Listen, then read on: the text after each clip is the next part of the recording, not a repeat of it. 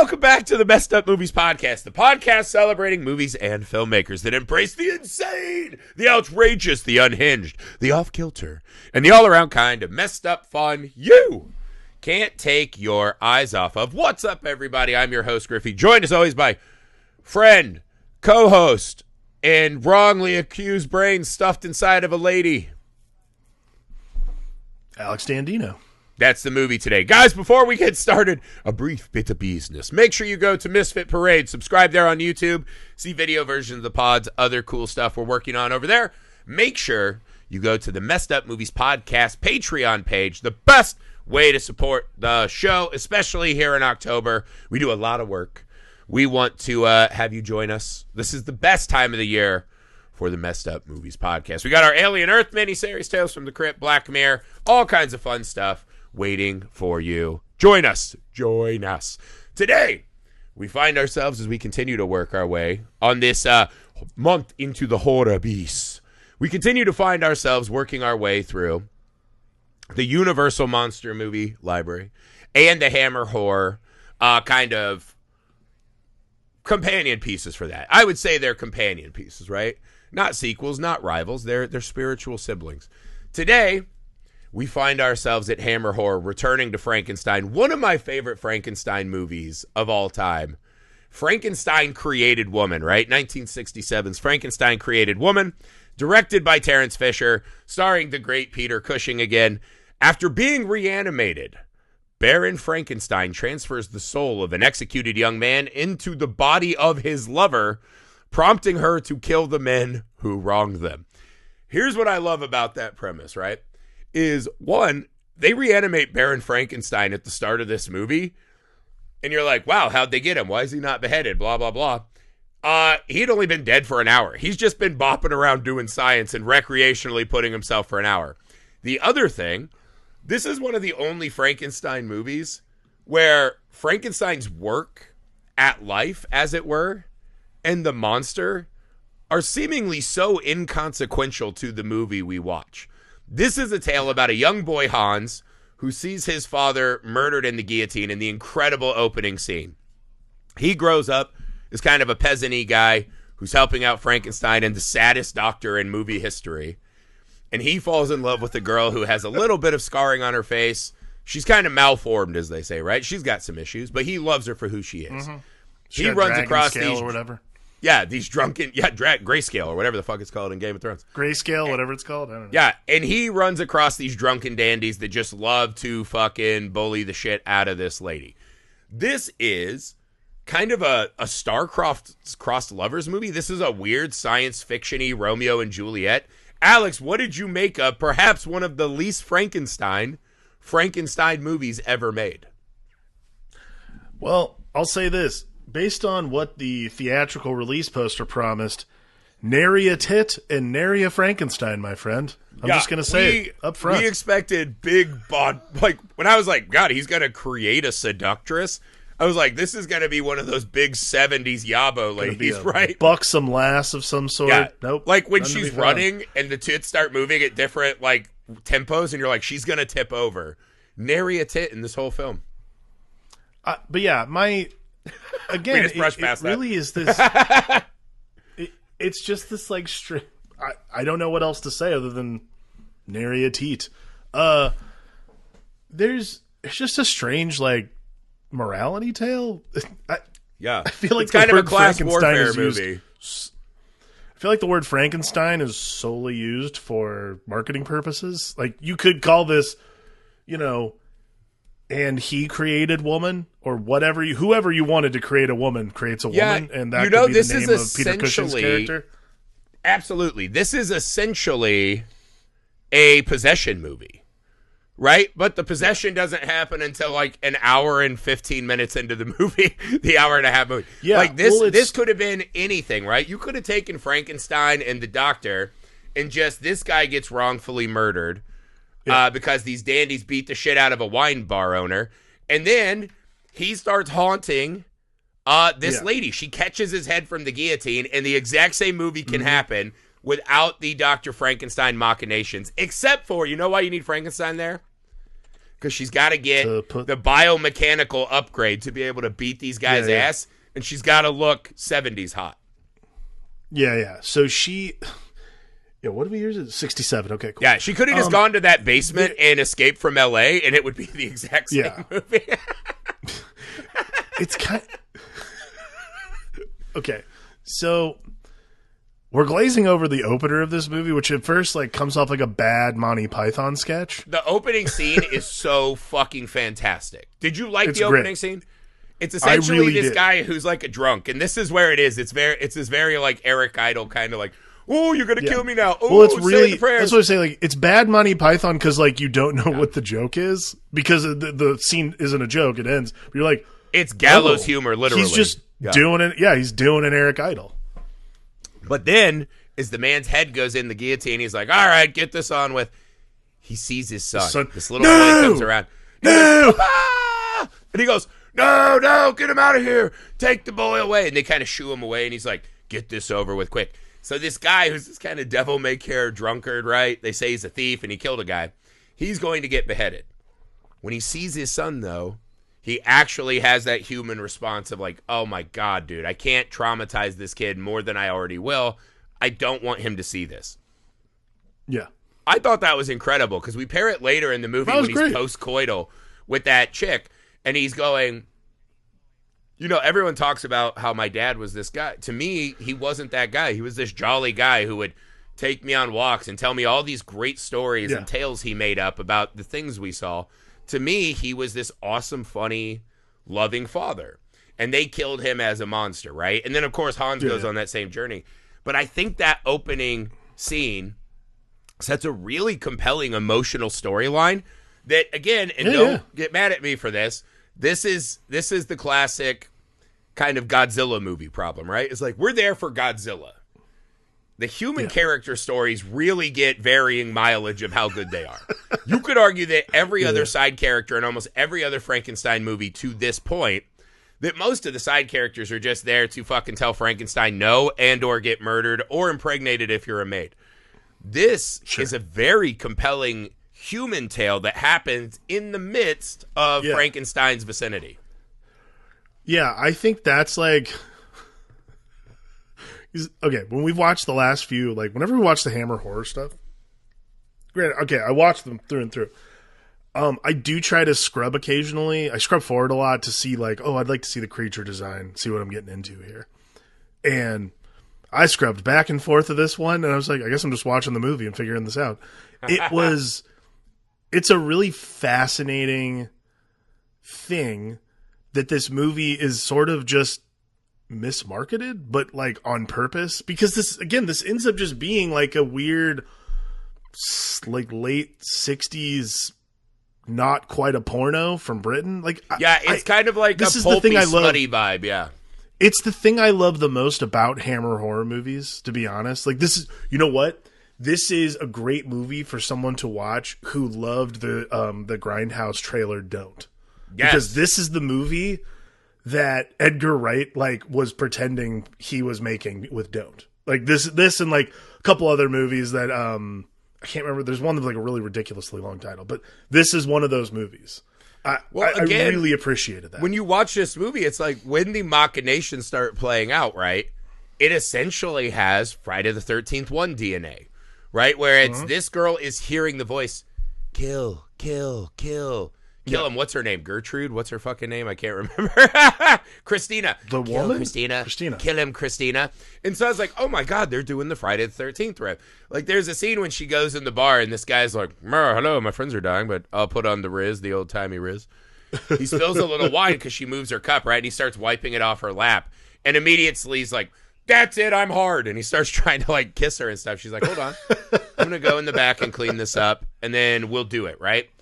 She goes and gets that fucking cleaver and holds it up. In the hearing him tell her to kill, you're like, this is Friday the 13th. This is possession. This is angry lover. The scene when we reveal that she actually has his head on the spike of her vanity mirror and is hearing his voice, even though it's his soul and her flesh brain, so they're both kind of in there. It's like a really heady, bizarre kind of thing that, again, is probably really hard to market.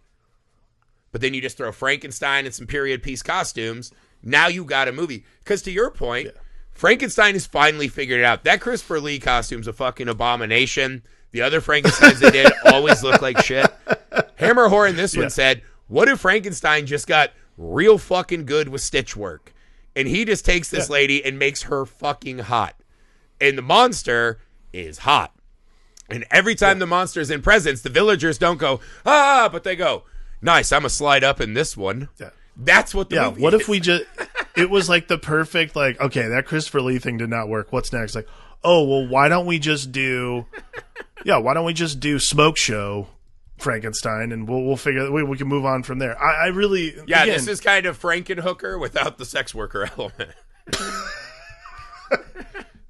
This is a Franken Lady of the Night, I would say. Like we're a little closer. They had done we're a little the Curse of classier Frankenstein, here. The Revenge of Frankenstein, Frankenstein Created Woman, and then Frankenstein and the Monster from Hell. So this was the third attempt at a Frankenstein movie. And they just said, what if Frankenstein is a lady who was ugly and malformed, right, by birth, and then she becomes hot.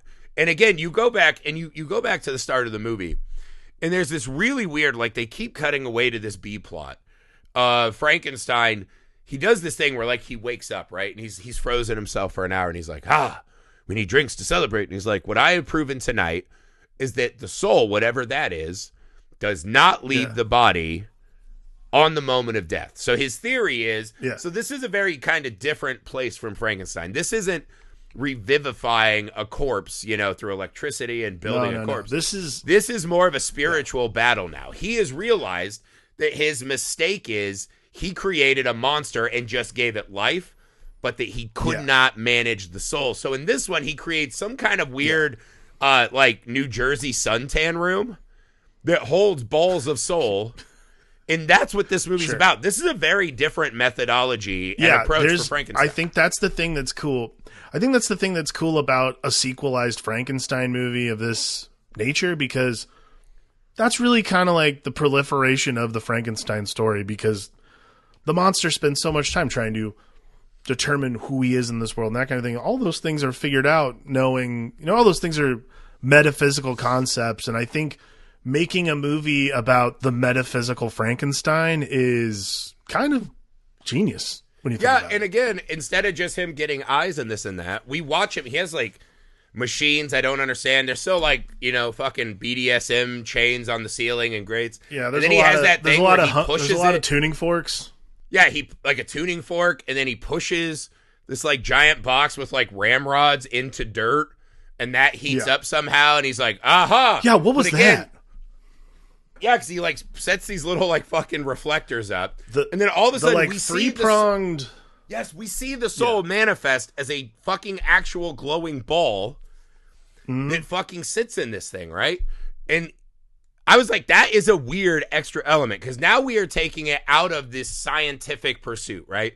That the flesh is controlled by energies and electricity, and we as men, because we have harnessed science, we have become godlike. I can reanimate a body, right? That's always the rub in these movies is, yes, you can bring something back, but there's this missing thing that makes it not human, right? Whether that's tabula rasa or it's an abnormal brain, as they say in fucking Young Frankenstein, whatever it is. This one literally is getting into the realm of the spiritual. That science has gone so far that rather than play God, now we are actually sucking his cash out of us, right? Like that is God's currency, as he gives us the souls in theory. We're pulling that out. Right. This is the most playing God version of Frankenstein we've seen. That's the thing I liked the most. Like, it's so much worse than just saying I can create life, or I can. It's like, not only can I create life, I can also take life, store it in a light bulb, and put it in another life. That is like, that is essentially he's got to level. do this like New Jersey Ghostbusters containment unit, right? It's like a fucking suntan bed. And there's just all these like, no, all these fucking peasants floating around in there. That is some next level shit. I mean, like it was cool. I really liked this. That element to it was this movie functions so powerfully, right? Because again, I think the human story is captivating, and kind of story you might not be into if not for the Frankenstein tale, right? The other element of this movie, Alex, I thought was actually pretty incredible. My God, has there ever been a more abused, just cuck of a character than the town doctor in this? He's just like a sad alcoholic who looks like he has aged 30 years, probably in his short time working with Frankenstein. You're talking what about, it seems like is Frankenstein just rolls in. Yeah, Frankenstein just rolls in. He's like, hey, man, I'm just going to shack up here and boss you around a bunch. And this guy's just like, oh, yes. He's like, I'll do whatever Frankenstein says. Hey, can I have a nip? And it's like, it's such a sad, pitiful existence. There's that scene when Frankenstein's like, I need that kid's body. When they oh my God, yes. And the doctor's like, how the fuck can I do that? Can't do that. And he goes, you're the town doctor.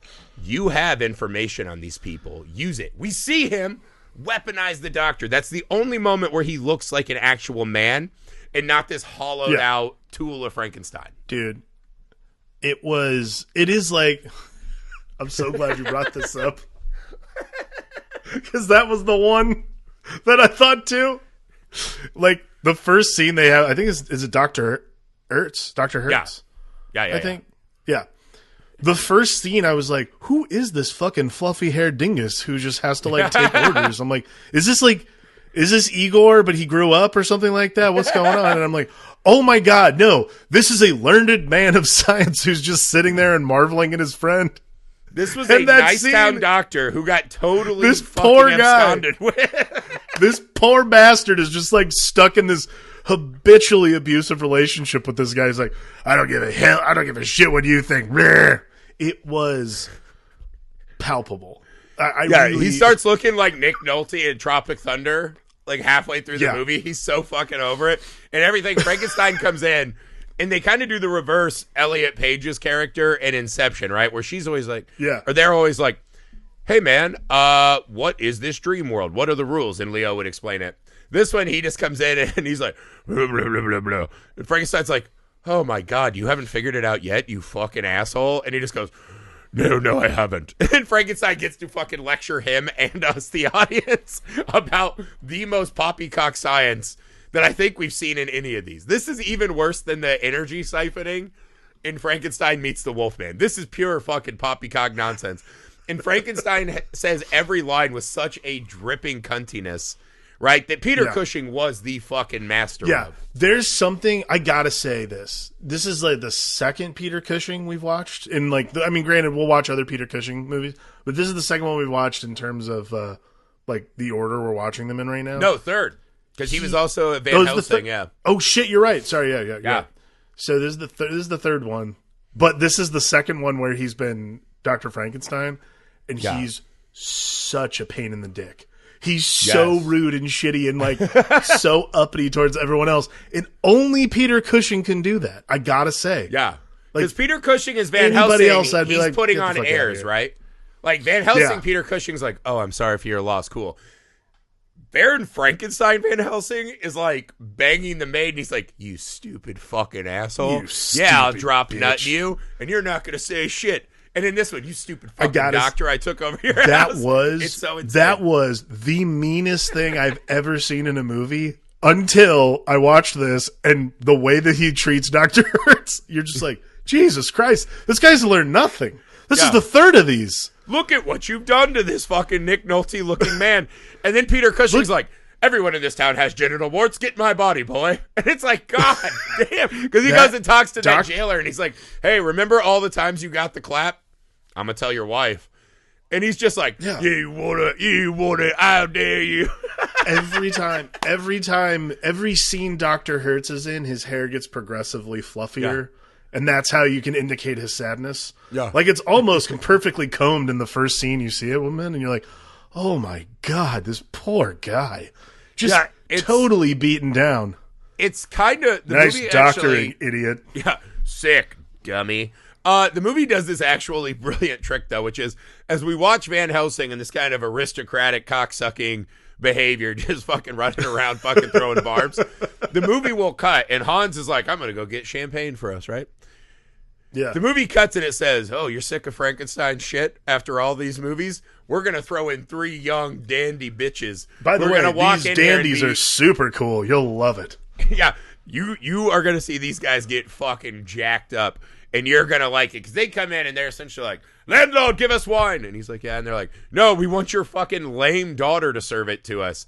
And he's like, hey, man, she's not involved in this. And I have to say, one of the lamest fucking... this dad, the landlord of this wine bar, boy, does he suck. He's like, Hans, you can't be around my daughter. She's got enough problems. You're what the hell? Yes, she does, and someone loves her. What's your problem? These guys someone digs her. Start fucking dunking right in her face, and they're like, serve us wine. They're putting their feet up. They're making it hard. This guy fucking watches it happen because they say, hey, I'm going to go to my daddy, and I'm going to tell him to take your license. You're not cool. After everything goes down, the wine bar, we go back to that same wine bar, and this is how mean they are to this dad character who gets fucking murdered. We go back to the wine bar, and there's a new landlord, right? Yeah. And they're sitting there, and they're drunk, and they're all scared and shit. And he's like, play cards with me. He comes back, and he does something. He's like a drunk idiot. And the landlord's like, that's it, get the fuck out. Drags him out by his collar, and he's like, I'll tell my dad. He's like, fuck you, stay out. And slams the door in his face, and you're like, oh, so that bartender who got killed was just a piece of shit. Like, other bartenders are willing to throw these guys out and tell them to suck it. Go tell your daddy. He watched his daughter get fucking shamed in this, and then got beaten to death. I was like, it's hard to say, did the landlord or the doctor have less dignity in this movie? There's close. Really not a lot to say about the aristocracy in this one, other than just, wow, what a bunch of total assholes. And it's one of those single things person with money is a piece of shit. Yes. Yeah. It's aged with us so perfectly because everyone knows and immediately hates do you know who my dad is person? Everyone hates those fucking people. Everybody knows when someone says, do you know who my dad is? You're like, that will be someone who sucks until the fucking earth runs out of sunshine. Will work for all eternity. This is 1967. That will always work. Always going to say that guy sucks. That was probably the first caveman dad. Someone who has a terrible child. So the caveman who was the best hunter had a son, and his son was just like, ooh, ooh. Right? Like, that's my dad. The other guy just fucking clubbed him to death. That was probably the first murder. And so, again, there is this. What did you make of this kind of romance drama, right? As these guys start fucking around, he's like, you'll apologize for that. And they're like, no, fuck you. Do you know our dad's out? We have sticks and shit. And he starts whooping all three of them, right? Bam, bam, bam. And at one point, he cuts the guy, and he's like, come on, you motherfuckers. The cops grab him, and they're like, we want to fucking press charges. And he's like, 3-on-1, dude? That's going to look lame in court. And I was like, okay, there's still some, like, honor in this town. They'll stand up to these guys. One of the wildest scenes in the movie, right? So he gets out of there. The fucking cops drag him out. The dad sends the girl home. He climbs up in a room, and they just apparently fuck, right? Because they're kind of like, you shouldn't be in here. It's like kind of a cool old-timey, like, you know, honor. And then we cut back, and they're just naked. They just, like, fucking clapped it. Yeah. And all of a sudden, I wrote this down. These three guys, they came and fucking started walking, and they fucking start talking, and they go, she's like, I just want to look ordinary so I could walk around the streets. That would be great. And then they walk down as drunken idiots, and they start singing this song. Here are some of the lyrics. You'll stay a virgin till you're dead.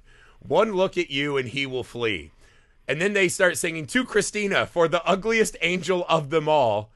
And then Hans is like, that's it, I'll kill him. They're like singing. That's like it, fuck him.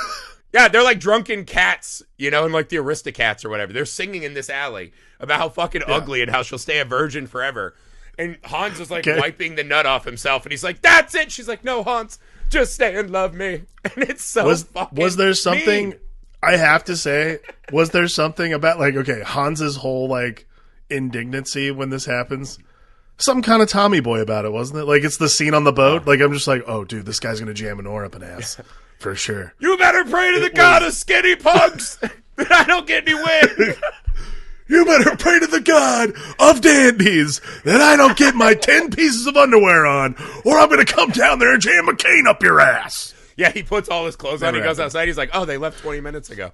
I was tying Oh, damn it. It took me so long to put on my pantaloons. But yes, so the father's going to come in and bust him, but instead he has to go back. He forgot something. They're in the bar. The dandies beat the shit out of him, right? Hans gets framed for murder.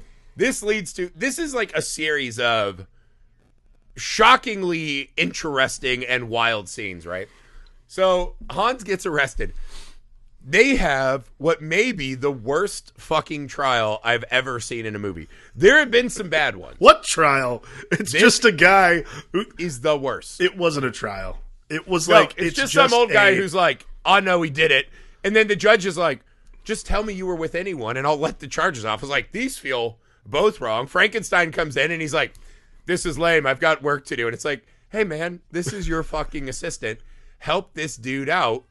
And the witnesses they call, it's fucking insanity. What did you make of this trial unfurling? You love a good procedural. Again, I mean, look, to be fair, this was in desperate need of Sam Waterston, but he wasn't available at the time. So I can't tell you how procedure, there was none. I was, when they said, just tell me where you were and I'll let you off the hook, I'm like, what laws exist in this town? I don't understand.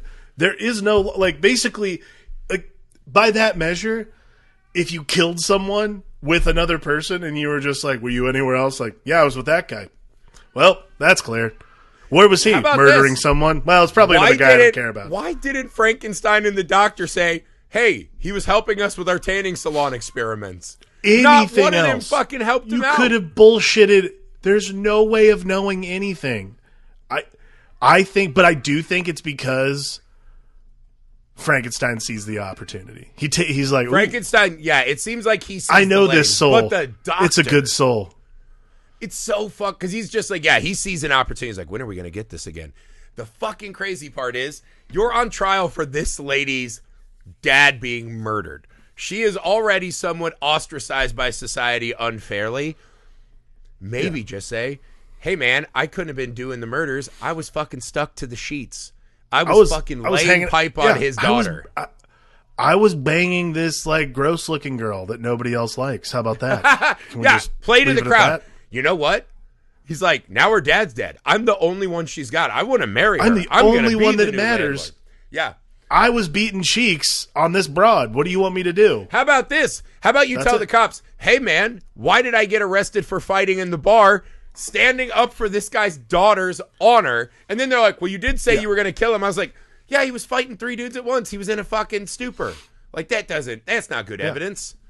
It was metal insane. As hell, that's all. It was infuriating. It does lead to that great scene, though, where, she rolls up on her carriage as he's, getting guillotined. And he looks and sees her, and she's like, no! Yeah. And she throws, so he gets his head chopped off. Nice little symmetry there at the end. She can live no longer. She's lost everything. Mm-hmm. She wasn't there in time to save him and tell him. Because the judge, even on the gallows, is like, hey man, just fucking give me an alibi and you're out. And he's like, nope, I can't. I have honor and dignity.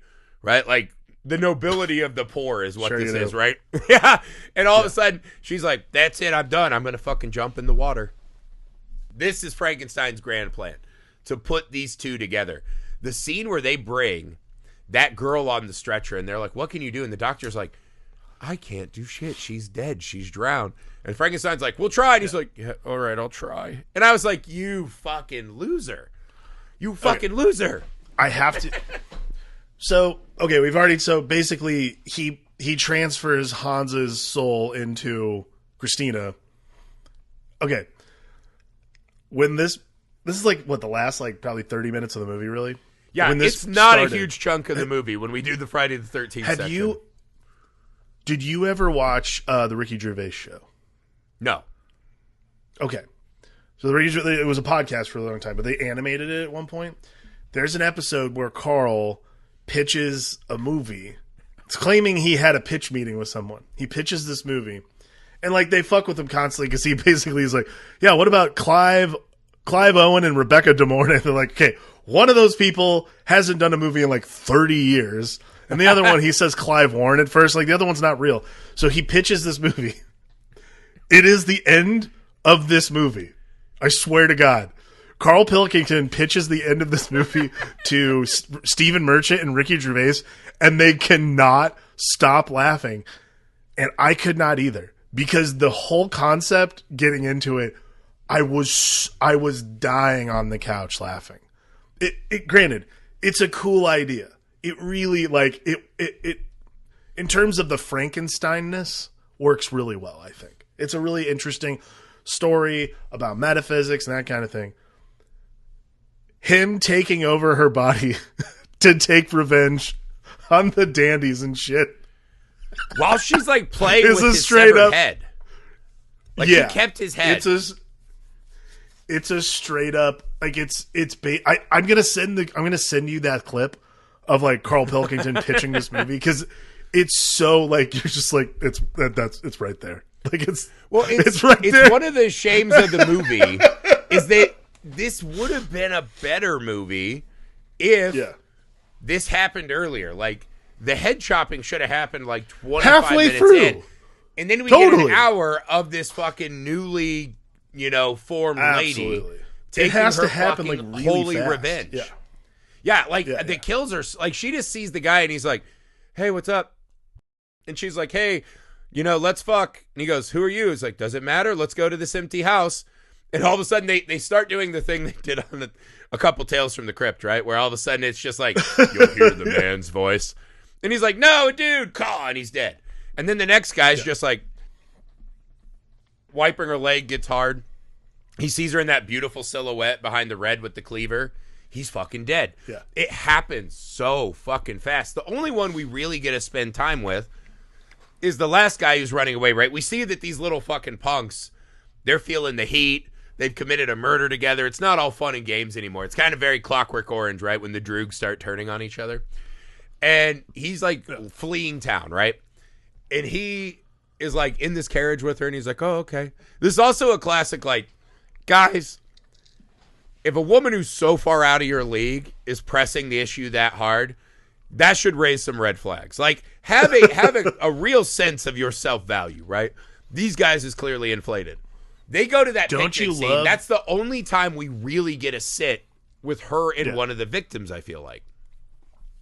Don't you love, though, that in 2025 we're watching a movie where men should be recognizing red flags and progressively attractive women? And the guy's like, "Man, I could fuck. I don't give a shit." Like, it is like this amazing, 2025 parallel. You're like, oh, there you go. I mean, most movies I watch where since men the are 60s, drawn, we've never learned how to do this. We never learned. Most movies I watch where men are drawn to their deaths by a hot woman saying, "Hey, do you want to have sex with me?" I usually go, there was a time in my life I would 100% have just been a fucking body. Like, that would work. Men are so dumb, and it's so entertaining in movies like this because we are just like, it is like a crow magnet. Boob, cool. And that's it. Like, I mean, and that's never changed. It's always been that way. It's never changed. It is the weapon that never changed. Because you are just like, I mean, maybe I am looking a little good today. I ate a salad the other day. I guess I look great. Maybe. And it's because this whole thing, it's happening so fast, right? It's so underserved in the movie because this is the fucking story we're here for. The issue is that we're also having to cut back to Frankenstein where these guys come and just like whip a rock at his window. They're like, "Hey man, weird shit's happening. We think you did it. We have no idea who the fuck you are. We've not heard of Baron Frankenstein." This is the weird thing. They essentially are saying they could burn Baron Frankenstein for witchcraft. So again, we're starting to get a little out of the realm of science because he kind of says, right? He's like, everything we don't understand is magic. When we do, it's science. And they're like, "Hey man, this could be witchcraft." And so he's like, "God damn it, let's go dig up the body. I've got work to do." Like, just always dripping with fucking condescension. They can dig up the body, and then he's like, "All right, guys, here's the deal. I took that poor boy's body, and I put his soul into that woman who died. What's the big deal? Wait, what? Did I make her hot? Of course I made her hot. What's the point of having scalpels and science knowledge if I can't do that?" And Frankenstein has to use the doctor because his hands are all fucked up, right? So we have to waste time going back to Frankenstein, explaining what he did that we already saw. And then the mob hears the story and they go, "All right, I guess we're going to go kill the monster." And I was like, "Guys, kill Frankenstein right now. We already did this in the first one. Frankenstein is the monster, not this fucking buxom lady." And then, it's Frankenstein like, "Fuck you." He parkours out of a window like he's Jason Bourne, gets in his little carriage, and he's just fucking rushing for the finale of the movie. He's like, I got to save them titties. And he's just fucking it's so like, why did we waste so much time and not do all of this good shit for the whole movie? Okay, the thing I like.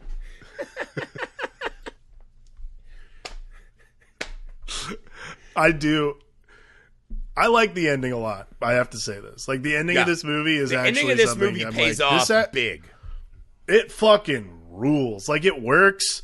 There's, like, again, it's not just a creature feature ending either, which I think, look, by the way, like, from probably, like, the 30s to the 60s, that is what it is. Like, you can't, you have a creature, it has to die at the end of the movie. Because there's no creature, though, there is this, like, there's a whole other layer to it that Terence Fisher has had to build into this movie, and I love it. Like, it's such a cool like that shot of him like walking away, like he's just like, I'm good. Like when Frankenstein's like, well, I fucked up. Well, it's always the monster kills people in all the Frankenstein movies, and we understand that it's somewhat not his fault, but Frankenstein's fault, right? Frankenstein just lets him loose on this unsuspecting world. This is the first one where the monster is 100% wrong and has real fucking grievances and is seeking out real fucking justice. So at the end, we're looking at this lady who fucking kills this guy with a fucking picnic knife, right? And Frankenstein looks and she kind of picks up the lover's head, Hans's head, right? And he goes, you did what you needed to do. You can rest now. So this is a moment where two people that were wronged were given a chance to seek righteous revenge at the hands of Frankenstein. And he's like, no, don't fucking throw yourself in. You are my science experiment. Yeah. I can learn from you. And they're just like, we did what we got to do, man. They don't want to live as monsters. They're not monsters. I think that's they are really righteous cool justice seekers. Yeah. I really like that it's about this. Yeah, like the job's done. It's that like I can rest. Like, I don't know. Yeah. Like, to me, it just... Because Frankenstein says, I can tell you who you really are. And she looks back and she goes, I know who I am. I know what happened to me. I know what I've done. Hans knows what's happened. And she fucking jumps. She's not trying to be a monster. She was righting wrongs. He gives that little pensive look. I don't know how you feel about this. I don't know if we've talked about, like, crawls at the beginning, like, that kind of thing being, like, your thing. I love credits over, like, the live film. Let some movies still play. Like, we've never talked about this. This is the thing that they don't do a lot anymore. Like, I think the last time I did, I swear to God, it was like Michael Clayton. I like when Pearl had that incredible one, right? Where it's just Pearl too. Yeah, sorry, you're right. Pearl. Yeah, I just watched Borderline with Ray Nicholson. They do the exact Pearl shot at the end of his like psychotic like working through the emotions of the movie we watched. I can't get enough of that shit. I love that. I fucking love it. This was, and again, it's a really subtle thing, but it's like, I like that sort of walk away. Like, it is this like Bruce Banner and the Incredible Hulk walk away. It's still good though. I like it a lot. Well, I'm sure there's some film purists that are like, if I'm watching Frankenstein or whoever, I'm not reading the names of all the craftsmen or whatever. Okay, man. How many people legitimately are sitting there and like memorizing all the names? Come on. Yeah. Look, the people who are looking for it will still find it. The bed who eats people. Yeah. Yeah. It's fine. I legitimately, it is one of those like lost charms to movies when the credits roll and you just like see, like the movie's still going on. Like it's still, I also like, it does a good job. I think this is the thing I like about it the most is, because the movie basically ends. Like, she jumps off, she jumps into the water, floats away, he looks down pensively, it ends. But we don't just, like, cut to black, which I think, popular. That's a good one to do, too. But I like the, like, slow walk away. It's cool. It leaves this kind of haunting, like, what just happened. Well, it's like, reckoning with what we just watched. Because you're like, did he actually learn his lesson, or is he going to just go, well, I'll go find another hot chick and put... Well, no, he's like, I'm going to go down like fucking 3 bins in the river and just pick up my property and fucking electrify it. Pick up that property and start it again. And she'll be right back, yeah. I put in hard work on that bod. I'm going to get that shit back. No, I actually think this is such a fun movie. Yeah, and I think had they just shifted the Frankenstein lady a little earlier in the film... It's very much like Bride of Frankenstein's the same thing. The bride doesn't appear till the very fucking end of the movie. And I think had this been more of the creation tracking down her killers earlier in the movie, I think this one would have climbed the ranks a lot higher. I think this is a fucking excellent film. Really good addition to the Frankenstein Hammer universe, for sure. So, Alex, I do too. What is the most messed up moment in Frankenstein Created Woman? I don't know if it's the most messed up moment, but that scene at the end when she's killed the other dandy and she's just looking, like, he shows up and she's looking at him, like that lost look in her face. Yeah. That is some next level terror. You're like, holy shit, this person is two people inside one body realizing they're no, like, you know, this is someone who, like, this is just, like, that lost feeling is so palpable. And again, for a movie that's sort of just pulpy and fun a lot of the time, that is like a really great emotional moment. I don't know how messed up it is, but one of those, it's really cool. Two lovers combined in a body, realizing this is not a chance to have a happy ending. They're just putting a better ending on their shitty finale, right? Like, they're not going to get a chance to, like, be happy. And again, I think her kind of, like, killing the last guy is like, the spell's broken. I can rest, right? I actually think my messed up moment was the same thing, right? Which is when we see that she is the one killing these people. We cut back to her room, and she looks like this, like, you know, Bavarian hot lady. And she looks up, and she's talking to Hans, we think in her head. And she looks up at the fucking spike on her vanity mirror, and she fucking kept Hans' severed head. So from the guillotine, she that is pretty metal. Somehow that head made its way into the Frankenstein house and was sitting there. And she woke up and said, that's mine. That's my man's head. Yeah. And I'm keeping it on my vanity mirror, right? And it's like running down this like pristine white woodwork. It's so fucking captivating of an image. And again, a really fun kind of twist on the Frankenstein story. I don't know. I think this movie is incredible. I fucking love this movie. Kind of rips, I gotta say. It fucking rips, dude. I did. And again, Hammer is starting, as they start to kind of wane out, right? They're going like a little sluttier, a little smuttier. And that shit's fine too. This has that like real classic kind of Hammer vibe, right? And just really vibrant, good characters. They soup up kind of the action and the human story around just, hey, we're bringing a monster back again. I think that's where this movie really makes its bones. I agree. That's it for Frankenstein Created Woman. We'll be back with more incredible October movies, right? Universal Monsters and the Hammer Horror spiritual partners. I think we have The Mummy up next. Both of the Mummy movies. So stay tuned for that. We're going to go into the tunes. We hope you guys are having a fun time this October. This is always our favorite time of the year. Please go subscribe to Misfit Parade's YouTube channel. See video versions of the pods and other cool stuff we're doing there. Also, make sure to go to the Messed Up Movies Podcast Patreon page. The best way to support and help us grow this show. We'll see you tomorrow.